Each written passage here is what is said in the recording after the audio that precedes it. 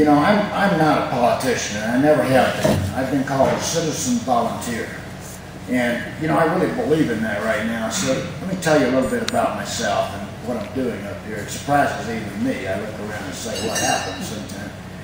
I grew up in South Mississippi, went to school, and before I even ever went out of the state, I found myself a second lieutenant in the Army and an electrical engineer on the same day. So my life changed. I went off to the Army during Vietnam, and after that had a career in aerospace and technology as a vice president of a large subsidiary of Ford Motor Company.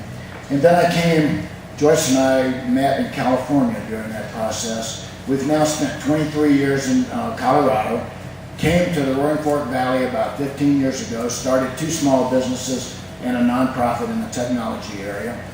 And about 2.5 years ago, I was sitting around, either really enjoying our outdoor activities or working on my small business, but I found myself yelling at the television.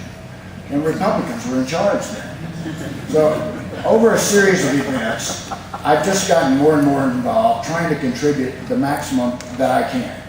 And I find myself now a candidate for what I think is the most important state Senate job this year in this state. We can take back the Colorado Senate. We can get balance back in the state of Colorado, and it's wildly out of balance. Let me tell you just a few points that guide what I think and the way I'm going to work. Number one, I think our government ought to be a lot smaller and a heck of a lot smarter. Secondly, I think we should strive for fiscal sanity. Thomas Jefferson said, and I believe, that we ought to pay off our debts in our lifetime.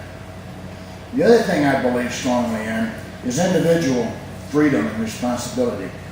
I think that in property rights, our economy is based on individual freedom, the ability to go out and start a business, end a business, conduct a business without undue regulation. So what I think has happened, if you do a survey nationwide or state, and you look at what we're worried about, we start off with jobs and the economy. And about half as important as that is health care and immigration and education, and then it falls way off down to the environment and energy. Not that we aren't all environmentalists. We wouldn't live here otherwise. So what's our government done? They turned that pyramid upside down. They're not working on the things that we care about. They just aren't, state or federal.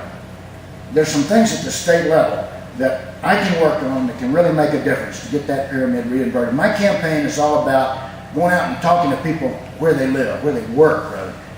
Joyce and I have been 2 miles deep in a coal mine. We've been to potato farm. We're going to hospitals, schools, ski resorts.